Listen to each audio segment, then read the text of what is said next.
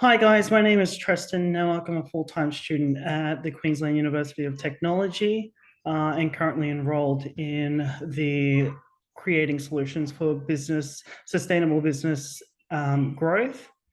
And I am to complete the first video assessment recording. So I suppose we'll get cracking. The task overview was obviously to identify and argue a relevant and viable opportunity or business opportunity with a case study that was given, to which we, as a cohort, worked on Adobe. And we were to identify various entrepreneurial concepts and principles and apply that to the business of our choice. So I'll just get my slideshow organized. So just looking at the first slide, we come to the identification of concepts. So that's in reference to the case study, Adobe, in which they, or I believe it was the founder of Adobe, if not one of the leaders, created a program that was designed to an innovative approach and model that was to address the various issues found within Adobe. And in terms of the lean startup techniques that were identified, as listed in slide one, it was to test ideas quickly without committing too many resources and before confirming their efficacy. In terms of entrepreneurial concepts, there were 4 that were identified. Number 1, development and creation of program design to increase staff productivity by building innovation and entrepreneurial activities through learn by doing system. Secondly, bestow ownership and power to employees to explore solutions to workplace processes and identify business growth opportunities. Thirdly, introduce a grassroots management approach that focuses on employees taking responsibilities of project work. And lastly, testing, dummy, and trialing of program processes and systems. So of those 4 concepts, I decided to focus on the second dot point, so bestow ownership and power to employees to explore solutions. And I did so as I believe it had great relevance to the company of my choice, to which I chose the Department of Health, focusing within the aged care sector. So I, in fact, work with this organization, the Department of Health, as a public servant, and by having gone to various tutorials and discussing various approaches to innovation and entrepreneurial activities, I did identify various solutions that could be addressed through some of the approaches used or entrepreneurial concepts and principles used from the Adobe case study. So just narrowing down on that, I have decided that in addressing various issues to barriers within the aged care sector, that the Department of Health consider to implement and create a stakeholder engagement strategy. And so this strategy would be created for the benefit of assisting and providing support to senior Australians, and getting those senior Australians the support that they need in accessing different programs, funding, and support for their own health and well-being. Looking at entrepreneurial principles and concepts of this opportunity, I've indicated that it bestow ownership and power to employees to explore solutions to workplace processes and identify business growth opportunities. Secondly, new ways of working. And thirdly, team brain and work storm sessions. So I thought it would be a great initiative for, as opposed of the department looking externally for expert opinion and approach and spending a lot of taxpayers' dollars. I thought, what a great initiative for the department, public servants, to actually come up with this strategy that would allow employees to become motivated, as it would be their own project and baby, that they would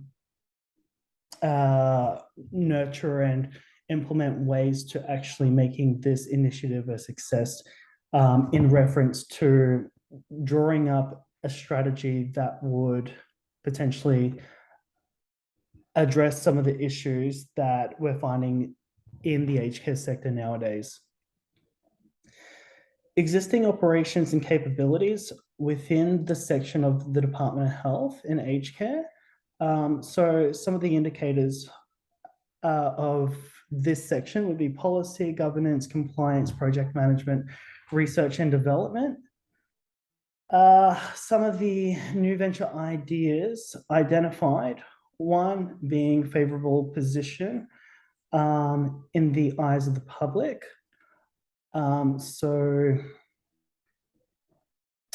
executing such an initiative would have great opportunities for business growth, and it's kind of a win-win, which the public not only would be addressing issues within the aged care sector, but hopefully they would build or even strengthen a relationship with the greater community in addressing these issues.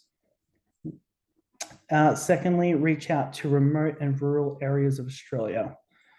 So it's been identified, according to the Royal Commission, that there are several issues within remote and regional areas of Australia in which senior Australians aren't getting access to the support they need.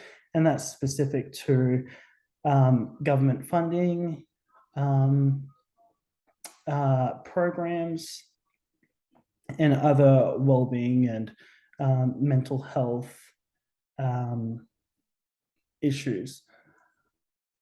Looking at value and growth opportunities, well, I've identified industrial market world, social value, and functional value.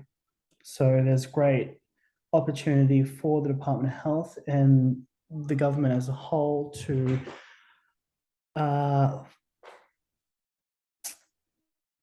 draw up a model that would work for not only the government, but providers or aged care providers and facilities. It would allow and enable a better connection and relationship between the federal government and that of members of the community. And also there would be room for growth for also the aged care facilities within the sector. Some of the external enablers that make this opportunity possible would be the pandemic or COVID-19, with all that's going on, that has been going on for the past few years. It definitely is an enabler for the government to roll out this stakeholder engagement strategy, as well as political direction as well. And that's in reference to the Royal Commission. So recommendations, let me have a look, 47 and 53 of the Royal Commission, to which I've included a reference point for your discretion. Some of the characteristics of this stakeholder engagement strategy would be strong innovation orientation, as well as more trusting employee relationships. So by way of implementing this strategy, we could see that the government is basically allowing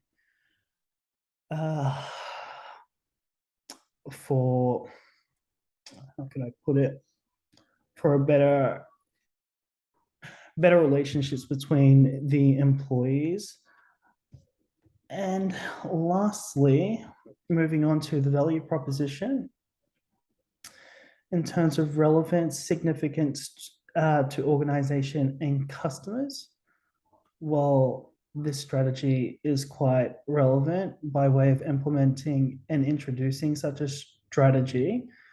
Why is it relevant? Well, we're to address issues, and I'm not going to name all of them because there are various, but aligns well with the with recommendations 47 and 53 of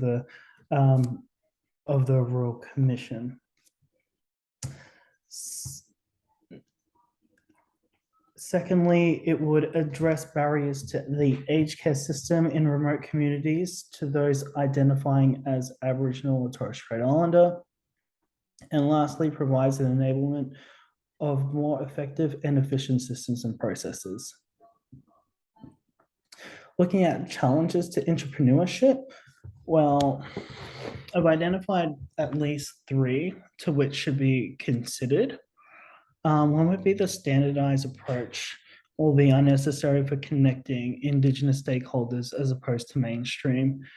And not just those identifying as Aboriginal or Torres Strait Islander, but those of other ethnic groups. So Australia being a very multicultural country, we would need to consider other ethnic groups such as the Muslim community, the Chinese community, and then of every other group. So where I'm getting with this is that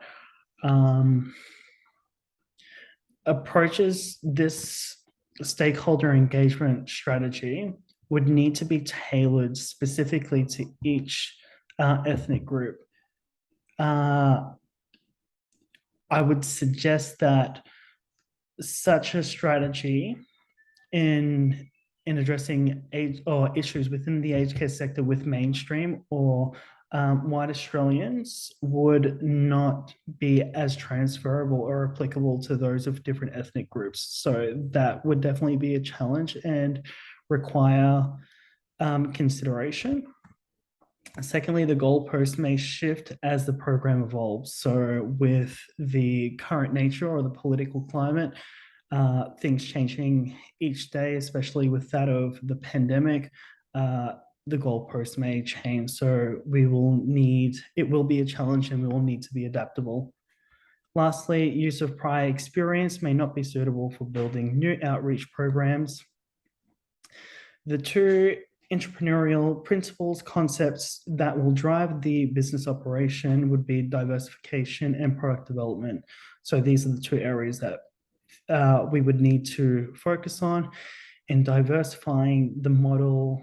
So as I mentioned before, in drawing up a strategy that is adaptable and to various ethnic groups. And lastly, concept alignment with existing resource capability profile. So I've put down it aligns with the scope of work as a public servant to engage and improve community services. So as a public servant, a lot of our work is to correspond and engage with not only internal, but external stakeholders. And so there is a big alignment. We need to engage with people, with the greater community, and find ways and find solutions to work with members of the public, but also find strategies and find ways, innovative ways to connect, engage, address issues in response to recommendations from the Royal Commission. So I'll leave it at that. That's my presentation, guys. Thanks.